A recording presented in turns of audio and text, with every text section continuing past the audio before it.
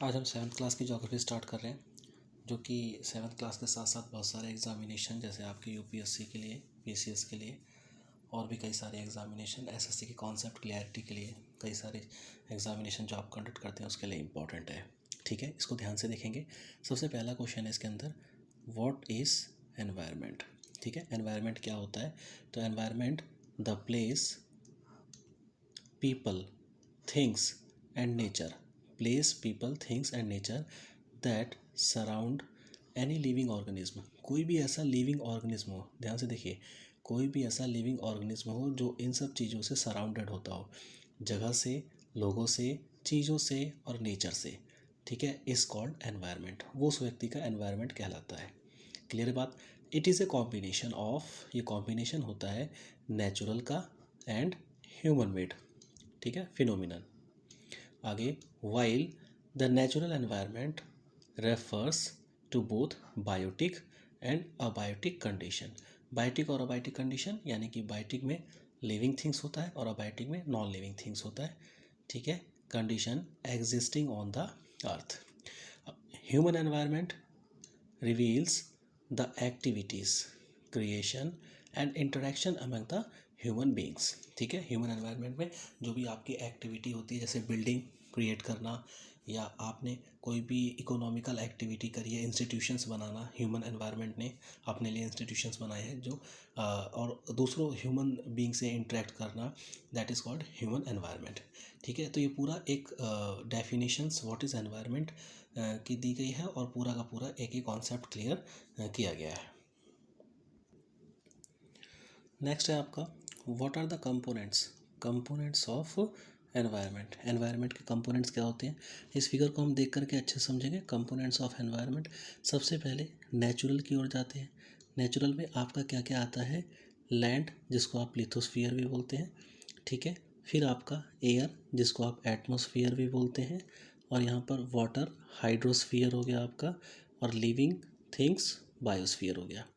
ठीक है, एक लिविंग थिंग्स को इन सब चीज़ों की ज़रूरत होती है, लैंड, एयर, वाटर, और ये नेचुरल एनवायरनमेंट है, ये आपका बायोस्फीयर।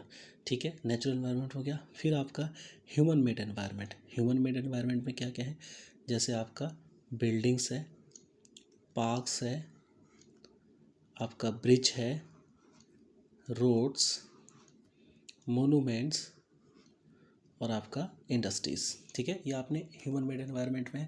नीचे ह्यूमन की अलग अलग वैरायटी भी शो कर रखी है, ये भी आपका कंपोनेंट ऑफ एनवायरनमेंट रहता है। जैसे इंडिविजुअल एक ह्यूमन, उसकी एक्टिविटी एनवायरनमेंट में, उसकी फैमिली, फैमिली के बाद कम्युनिटी, कम्युनिटी के बाद रिलीजन भी एक एनवायरनमेंट में इंपॉर्टेंट रोल निभाता है, एजुकेशनल एंड इकोनॉमिक एक्टिविटी और पॉलिटिकल सिचुएशन। ठीक है, ये सारे के सारे आपके कंपोनेंट ऑफ द एनवायरनमेंट हैं और ये आपके एनवायरनमेंट में इंपॉर्टेंट रोल प्ले करते हैं।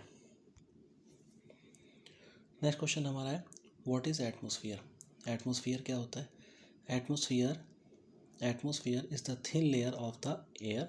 एक थिन लेयर है, पतली सी लेयर है अर्थ की, दैट सराउंड्स द अर्थ, जो अर्थ को चारों तरफ से घेर के रखती है।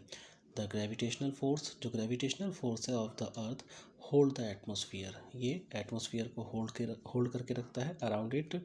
इट प्रोटेक्ट अस, ये प्रोटेक्ट करती है from the harmful rays and scorching heat of the sun. ठीक है, जो आपकी एटमॉस्फेयर है वो आपको इन सब चीज़ से मदद करती है, हार्मफुल रेस से, स्कॉचिंग हीट से। इट कंसिस्ट ऑफ, ये नंबर ऑफ गैसेस, ये नंबर ऑफ गैसेस से मिलकर बनती है, डस्ट से और वाटर वेपर से मिलकर के बनती है ये। नेक्स्ट हमारा क्वेश्चन है, व्हाट इज़ बायोस्फीयर।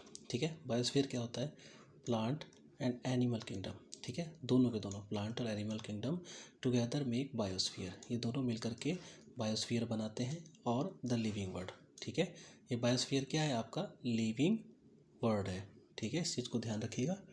और the living world, it is a narrow zone of the earth where, ये नैरो जोन है, एक अर्थ का एक छोटा सा जोन है जहाँ पर ध्यान, ये इंपॉर्टेंट लाइन है, ये बहुत ही ज़्यादा इंपॉर्टेंट लाइन है कि एक नैरो जोन है अर्थ का जहाँ पर लैंड, वाटर और air interact with each other to support life.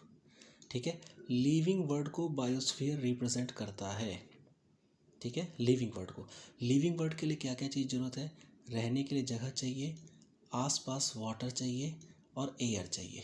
तो ऐसी चीज़ जो भी मार्शी लैंड हो गया या जो भी इंटरेक्ट करता है ऐसी जगह पर जहाँ पर लैंड भी है, वाटर भी है, एयर भी है, दैट इज़ कॉल्ड आपका बायोस्फीयर कहलाता है, क्योंकि वो लिविंग वर्ल्ड को सपोर्ट करता है। ठीक है। नेक्स्ट हमारा क्वेश्चन है व्हाट इज़ एन इकोसिस्टम। ठीक है, इसको ध्यान से देखेंगे। Ecosystem all plants, animals and human being depends on their immediate surroundings. ठीक है, सारे के सारे प्लांट, एनिमल, ह्यूमन बींग्स अपने आसपास की सराउंडिंग्स पे डिपेंड करते हैं जो उनके आसपास होता है। Often they are interdependent on each other, हालांकि वो एक दूसरे पर इंटरडिपेंडेंट होते हैं।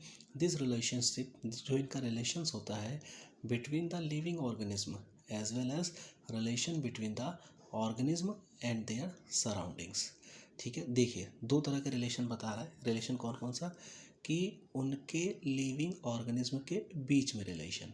ठीक है, एक लिविंग ऑर्गेनिज्म का दूसरे लिविंग ऑर्गेनिज्म से रिलेशन, जैसे डियर का आपका टाइगर से रिलेशन, इस तरह से। और दूसरा रिलेशन बता रहा है कि between the organism and their surrounding.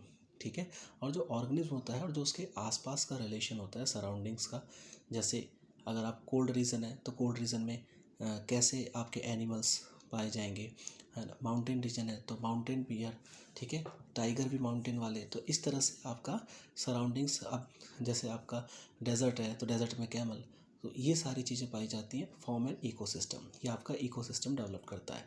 There could be an ecosystem of large rain, large rain का इकोसिस्टम हो सकता है, लार्ज रेन फॉरेस्ट का। ठीक है, जहाँ पर बारिश बहुत ज़्यादा होती है तो उसका अलग इकोसिस्टम, ग्रासलैंड का अलग इकोसिस्टम, डेजर्ट का अलग इकोसिस्टम, माउंटेन का अलग ecosystem, lake, river, ocean and even a small pond. ठीक है, और एक स्मॉल पॉन्ड का भी अपना अलग इकोसिस्टम होता है। ठीक, नेक्स्ट क्वेश्चन हमारा है what is lithosphere. Lithosphere is solid crust. ठीक है, सॉलिड क्रस्ट का पार्ट है, और द हार्ड टॉप, और हार्ड टॉप लेयर यानी कि जो ऊपर की लेयर है अर्थ की, उसका पार्ट है ये। It is made up of rocks, ये रॉक से बनता है, and minerals, and covered by a thin layer of soil, और ये थिन लेयर सॉइल से कवर्ड है।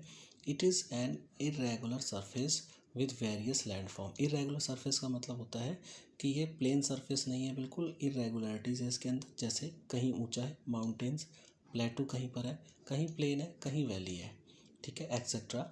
आगे land forms are found over the continents and also on the ocean floor.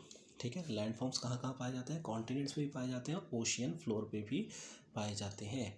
Lithosphere is the domain that provides us forest, grassland for grazing, land for agriculture and human settlements. इन सब चीज़ों को lithosphere provide कराता है।